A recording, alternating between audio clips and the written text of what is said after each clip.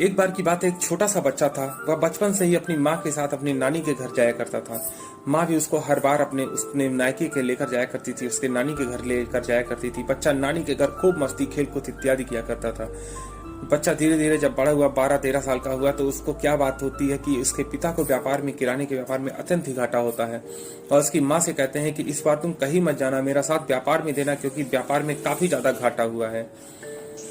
माँ तो मान जाती है, लेकिन बेटा जिद के आगे माँ नहीं मान पाती। वो कहता है कि मुझे मामा के घर जाना है तो जाना है, मैं नानी के पास जाऊंगा तो जाऊंगा। कहता कि मुझे अकेले भेज दो, मैं सारे स्टेशन जानता हूँ, टिकट कटा के दे दो, मैं पहुंच जाऊंगा। माँ मान जाती है और टिकट कटा करके उसको स्टेशन पर बिठाने के लिए सीट पर चली जाती है। स्टेशन पर बिठाने के बाद वह बच्चे से कहती है, बेटा किसी अजनबी से बातें मत करना, सारी हिदायतें देती हैं, तुम्हें कोई परेशानी नहीं होगी, तुम आराम से किसी भी परिचित का दिया कुछ खाना मत, कुछ पीना मत, किसी से बातें मत करना। बच्चा कहता मैं बड़ा हो गया हूँ माँ, तुम चिंता क्यों करती हो यार, मैं छोटा बच्चा नहीं रह गया, मैं बड़ा हो गया। माँ कहती है ठीक है बेटा, जा तो रहे हो, लेकिन एक पर्ची लेते जाओ, एक चिट्ठी लेते जाओ, इसको तभी खोलना जब तुम्हें बहुत परेशानी हो, अन्यथा तुम मामा के घर पहुंच जाओ तो इस पर्ची को खोलना मत, इस चिट्ठी को खोलना मत और उसको लौटा के ले कर चले आना। लेकिन जब विकट परिस्थिति हो, विकट समस्या हो, तब तुम इसे जरूर खोल के पढ़ लेना। गाड़ी स्टेशन से आगे बढ़ती है, थोड़ी दूर जाती है, 2-4-10 किलोमीटर जाती है। बच्चा अजनबियों को देख के अत्यंत परेशान हो जाता है। उसे बस अब घर जाना चाहिए, उसको अपने माँ के पास जाना चाहिए, पिता के पास जाना चाहिए। वह सारी कोशिशें करता है कि वो अपने घर पहुंच जाए, और स्टेशन पर उतरने ही वाला होता है तभी उसको माँ की बात याद जाती है और वो चिट्ठी खोल कर पढ़ता है। तभी वो चिट्ठी में लिखा रहता है कि बेटा मैं पीछे वाली बोगी में बैठी हुई हूँ, तुम चिंता मत करना, मैं तुम्हारे साथ ही चल रही हूँ।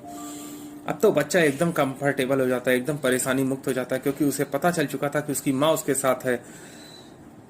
वो एकदम प्रसन्न हो जाता है और स्टेशन पर जब अगले स्टेशन पर आता है तो अपने मामा के पास उतरता है। उसके मामा उसे रिसीव करने आ जाते हैं और वो मामा से कहता है, मामा माँ भी पीछे है, माँ को भी लिवा लो। मामा कहते हैं नहीं बेटा, माँ ने तो वो पर्ची तुम्हारे परेशानी दूर करने के लिए लिखी थी, तुम्हें सांत्वना देने के लिए लिखी थी, माँ तो घर पर ही है पिताजी के साथ तुम्हारे।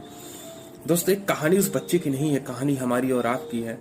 ईश्वर ने भी हमें वो चिट्ठी लिखकर भेजा है, वो नाम, वो मंत्र, वो सारे गुरु मंत्र सबको दे करके भेजा है। हमारे राम कृष्ण सीता का अनमोल नाम देकर भेजा है, जिसे हम आने वाली जीवन में सारी परेशानियों को, सारे संकटों के यदि उस पर्ची को खोलकर एक बार पढ़ते हैं तो हमारी सारी परेशानियां दूर हो जाती हैं। दोस्तों एक बार प्रयास करके देखिए, एक बार उस नाम की पर्ची को खोल कर देखिए, आपके जीवन में आ रही सारी मुश्किलें, सारी परेशानियां क्षण भंगुर में दूर हो जाएंगी। जैसे एक दीपक के जल जाने से सहस्त्रों वर्षों का अंधेरा दूर हो जाता है, रात भर का अंधेरा सूर्य के खिल जाने से एक बार दूर, पल भर में दूर हो जाता है, उसी तरीके से आपके जीवन में आ रही सारी परेशानियां